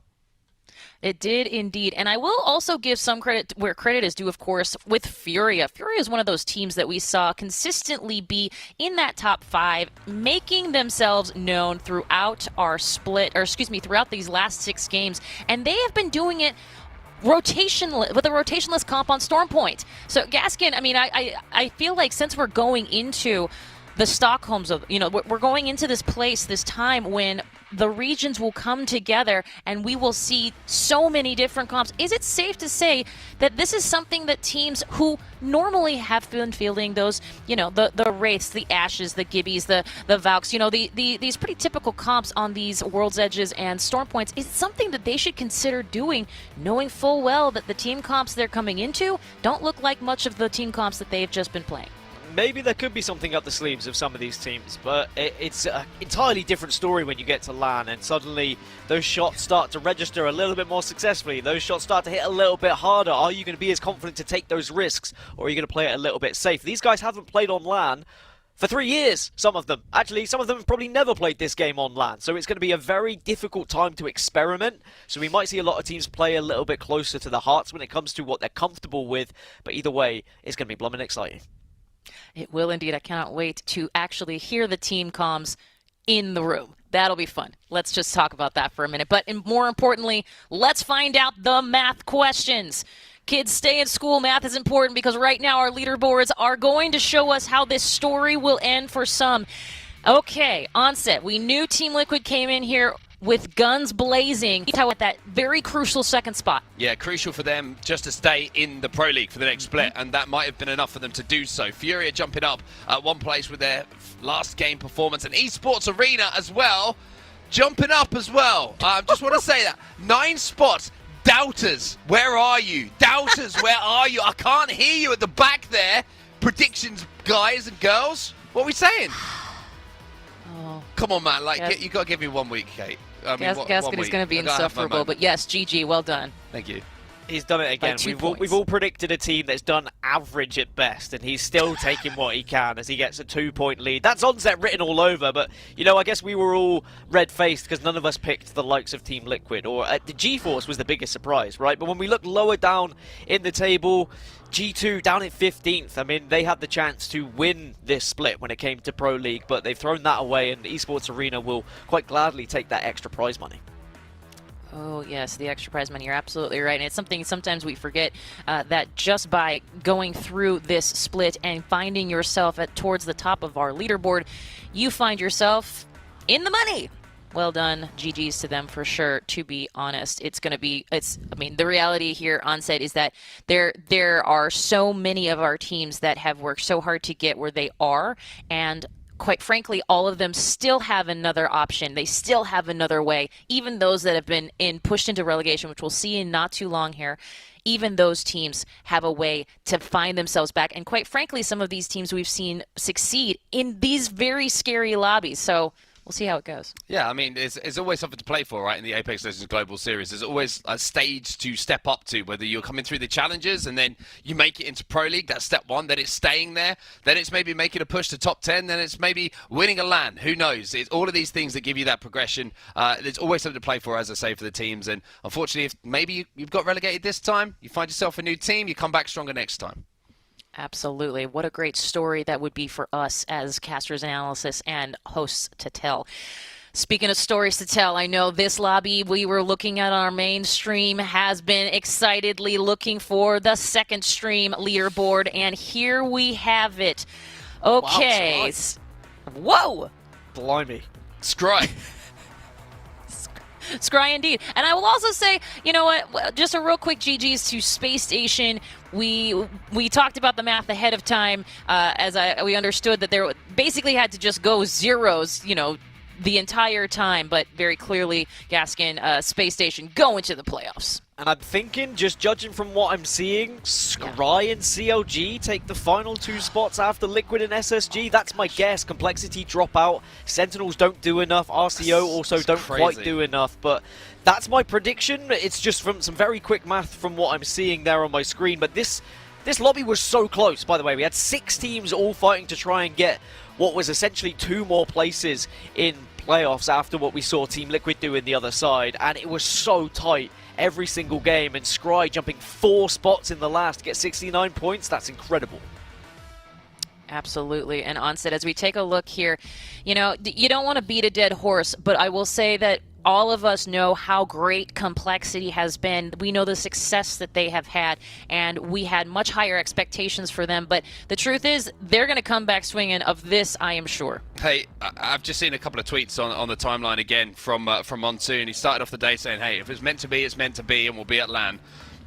And unfortunately, it hasn't happened, right? It hasn't happened this time around, but at the same time, Complexity will be back. There's too much talent on that roster for one bad day to sum up how good they are. And I think they've got to remember. You've got to remember as well. They've had to make a team change as well in the last the last week or so, which has obviously affected the chemistry, how they want to rotate, all these kind of things that come into it. So it will be extremely sad not to see Complexity at playoffs, but I have absolutely no doubt at some point that lineup or a combination of players from that lineup will be lifting trophies in the future. Lifting trophies for sure, not just the crown that that Gaskin was gonna wear today, but obviously Onset you have at least temporarily taken that way. It's okay to give me the credit. It's okay. I know it's hard, but I'm happy to take it. It's fine. Look how Dan is seething. I love it. Do I have to confirm how this game works, by the way? Leave me in this moment. I have to confirm it's an average points across the whole split. No, and Dan, we know who has done the best. As we all know, as Englishmen, it is next goal wins, and it is always next goal wins. So I've won. I'm more upset that T-Squared's beaten me, actually, because I think he's my closest competitor, realistically, with the average score. I'm not even worried about this guy. It's about T-Squared. He's waiting. He's there. He's lurking in the shadows. Anyway, Kate, sorry, carry on. No. Please continue. Just kidding. I will say that, Gaskin, all joking aside, we got to give credit where credit is due to some of these teams that, were in that yellow, that really have secured their place in the Pro League, and I'd love to know if there's any headlines for you in especially these last 6 games for NA that have been so I don't even know if I'm going to use the word interesting, but it doesn't really cover it. I think it's just how competitive these regions are. When we have to try and cut down just 10 from each region or 5 from some to try and take us to international competition, you start to wonder, is that even enough to show the world's best? When you look at some of the teams that didn't qualify, it's gut-wrenching because these are some players who have played for years hoping to play this game on LAN, and they're not going to get to do it just yet. But I guess my words to them would be kind of stick with it. Don't blame your teammates. Don't get into a position where you argue and you fall out over it. There will be more LANs. It's going to come. The world's getting a better place, or hopefully, fingers crossed, it's starting to get a better place, and these tournaments will start to crop up, and we're going to see more of these teams get their chance to finally play where they deserve to. Absolutely. Speaking of teams getting their chance to play, let's take a look at the standings here for our regular season, our NA, our regions here that we've been playing, and here we are, Dan Gaskin. Somebody did some fast math. Yeah, Scry managed to pip the likes of Sentinels and RCO by winning it in the end. CLG also just about hold on. I mean, W had a great week. If they would have found themselves in first place rather than Scry, they would have been the ones that were going to playoffs. Sentinels not going to be there is the biggest one for me. I mean, you look at Complexity, you look at Sentinels, you look at Torrent. I mean, I could name so many players from that 11th to 20th list that I cannot believe are not going to be there at playoffs. But I tell you what, 1st to 10th, you look at all the squads that North America are going to be sending to international competition, and that is the cream of the crop. Ooh, cream of the crop, absolutely. And Onset, I want to give credit again to our yellow teams, if you will, those in our regular season here. And as we mentioned Sentinels, we mentioned some of these upsets here, but as we take a look at our second page, this big thing, this big headline for that second page has got to be who's in the red. And I will also say this on set, who is not in the red, because the red looked a lot different than it did earlier today. Yeah, indeed it does. And you're looking across and we talked about GeForce, right? Look at them. I mean, they were probably looking over their shoulders at the start of today, but what a day it's been. They jump up into 21st position and probably thought, hey, what were you worried about? But look how close it is. You know, where they are in 21st place with 47 points. The cutoff is 37 points. So it's only 10 points the difference between staying in the Pro League for the next split and unfortunately having to go down into relegation and fight your way back. But, you know, all the teams that have made it in this split and unfortunately won't be joining us again maybe for the next split and have to go through everything to get back in. There's different stories, right? Some of these teams, it is an achievement to get here in the first place. So hopefully they'll bounce back and hopefully we'll see more of them. Absolutely. Well, let's shift gears for a moment here and talk about some of the key teams that have had key players that have some of those players been particularly key in strategy and particularly deadly in today's lobby. Let's see what our analysts have to say.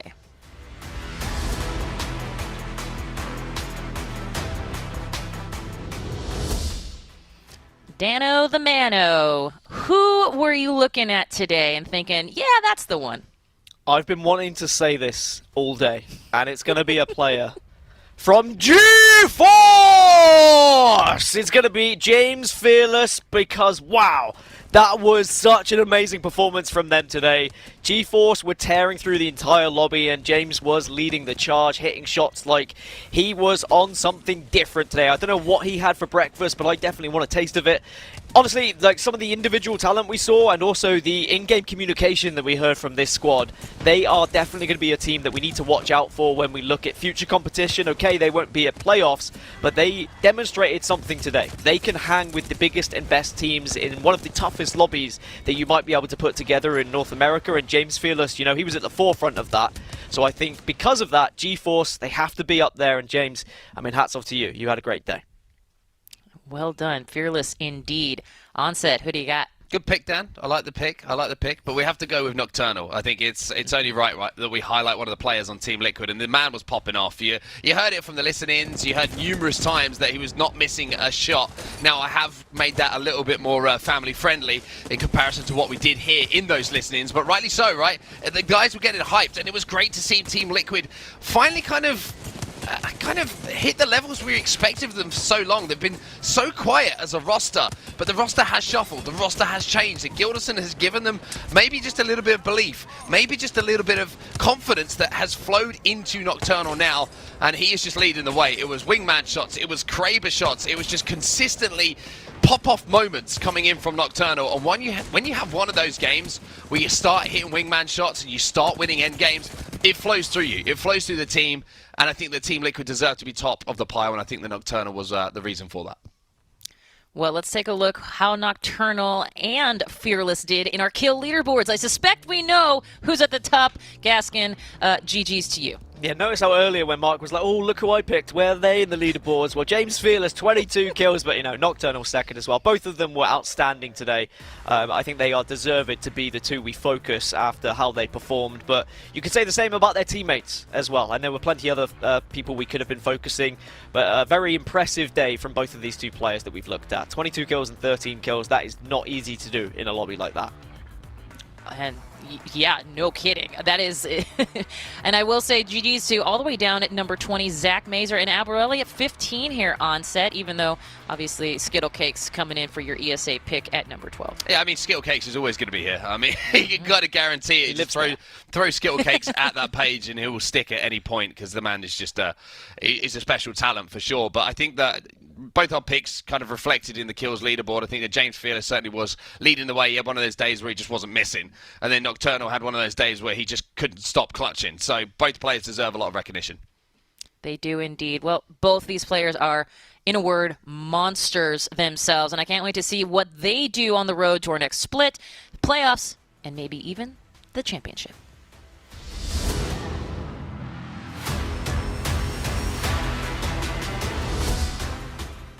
Yeah, I'll be honest with you. When we talk about Fearless, it's one of those players that we were watching here, Gaskin, that I felt was so...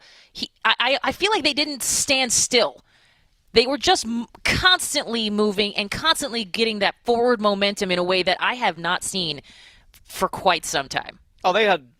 in their eyes, they had nothing to lose. Even though actually they had a lot to lose if they dropped into relegation. They played like they had nothing to lose, holding down that W key, always pushing teams, always looking fights, almost playing like they were playing a ranked game. But sometimes that's the most comfortable you can be. You take that pressure off. You don't think about placement. You don't think about positioning. Instead, you just go for an all-out brawl. And they had a lot of fun doing so, and it was bloody entertaining to watch it as well. Yes, it was. Speaking of entertaining, the man himself, Fallout, is going to be bringing us one player that I think everyone knows and loves. Fallout, over to you. Thank you so much, Kate. Fallout here, joined alongside my good friend, former co-caster, co-host on the analyst desk before he decided to take Team Liquid into the sunset. How you doing, man? I'm over the moon, man. I'm doing phenomenal. Of course you are. Congratulations on the big win. I got to ask you, 4th, 9th, 6th, 6th, 7th, then 1st. Your placements in Pro League. Team Liquid's first win in Pro League, first win in ALGS since February of 2021 back in Winter Circuit, and it came at a good time. What was different about Team Liquid today? I mean, we did a lot of soul searching the last couple of days. We knew on paper that this is the best version of our team that we had, but we were insanely disappointed with our own results, as I'm sure probably a lot of people were. I think a lot of people expected us to do very well this split. And we just kind of went back to the drawing board and looked at when Guild first started playing with us before he was technically announced. We played really, really well with him, and we were trying to kind of figure out how to get back to that spot, like what was different from then to now. And I think it's safe to say last tournament and then this one, I think we found it. Absolutely. So you guys were in kind of the honeymoon phase early on, the 4 stages of group formation, right? Forming, norming, storming, and then performing. You certainly performed today. Talk to me about Gildersons. What does he bring to this roster, and why did you make the roster change? Obviously, Nocturnal, Flanker, longtime duo, longtime teammates. Why the change, and what does Gilderson bring?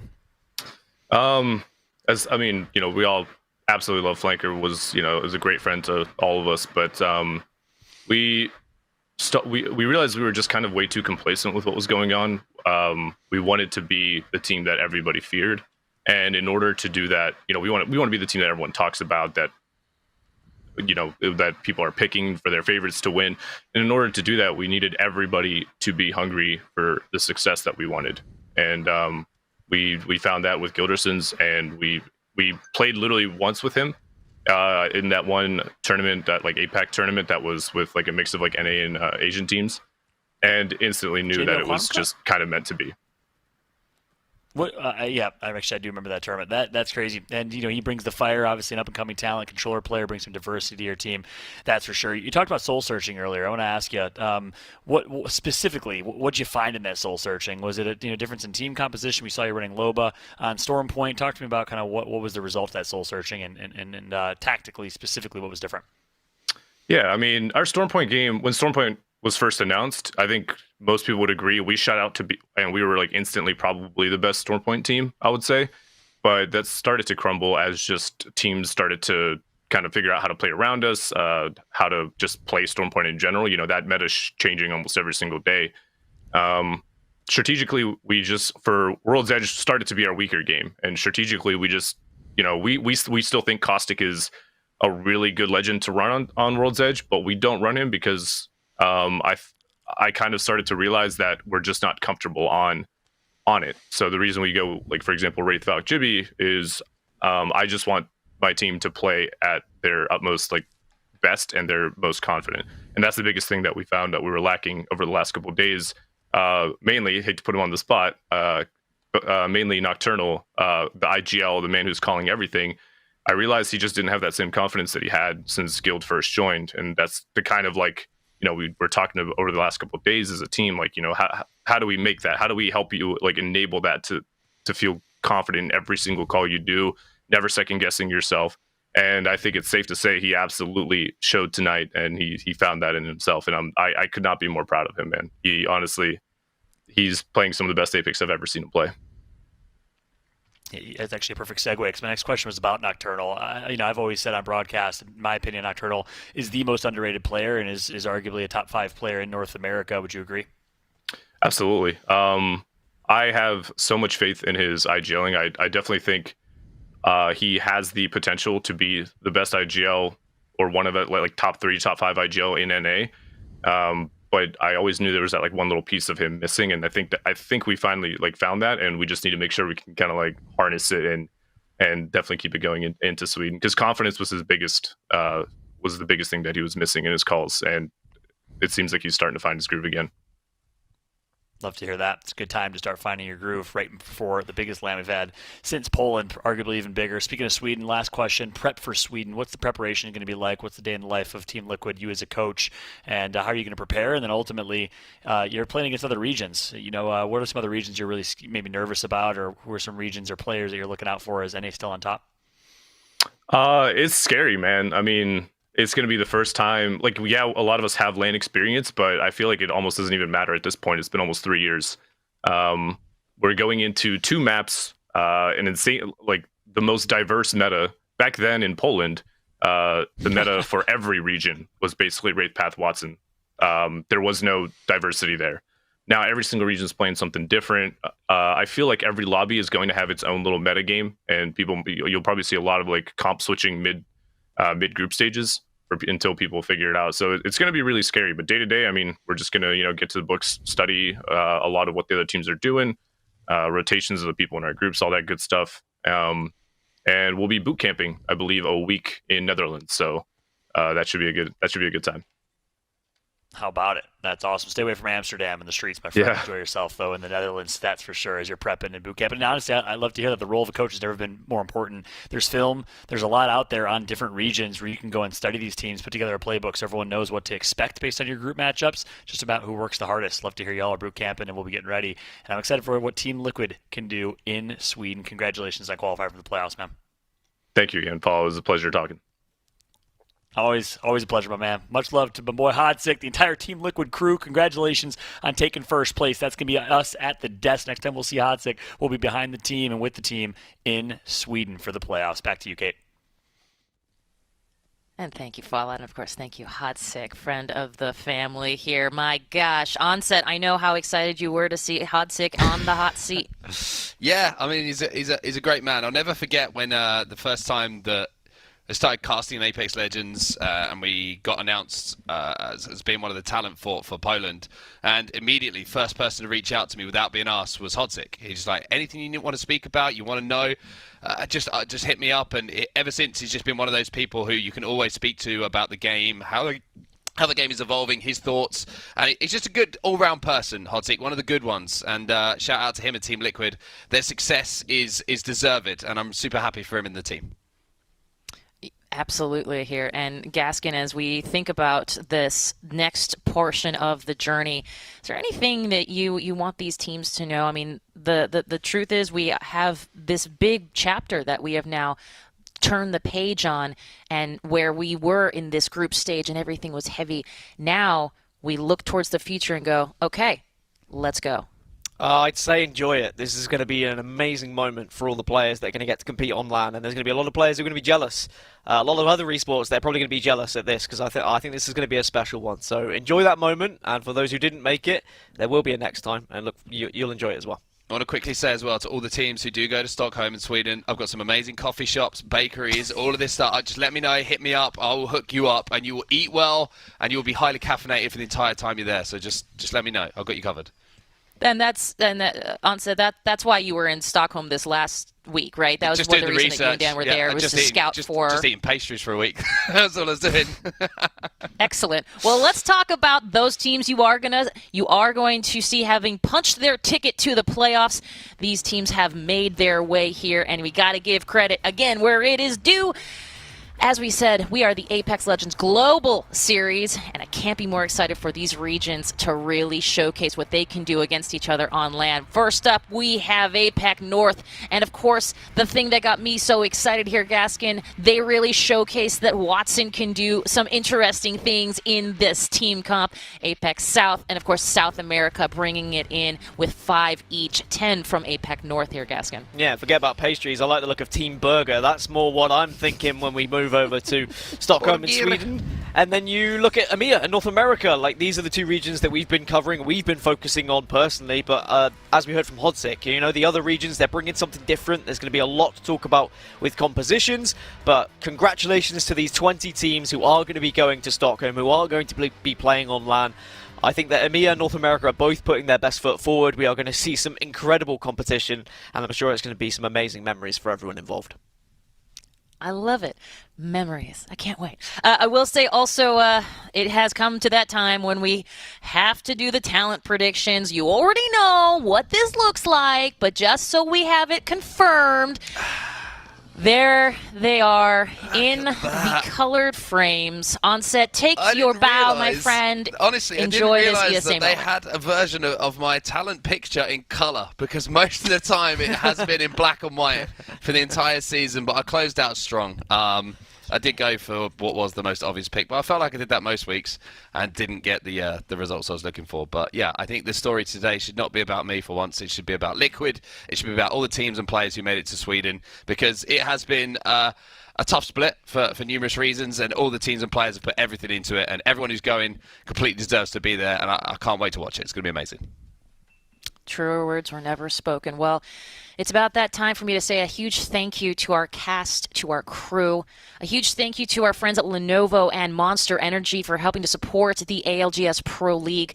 And to the players. God, we got to thank you so much for showcasing this awesome talent under sometimes difficult circumstances, grinding day in and day out, and especially under the pressure of these crazy, crazy lobbies.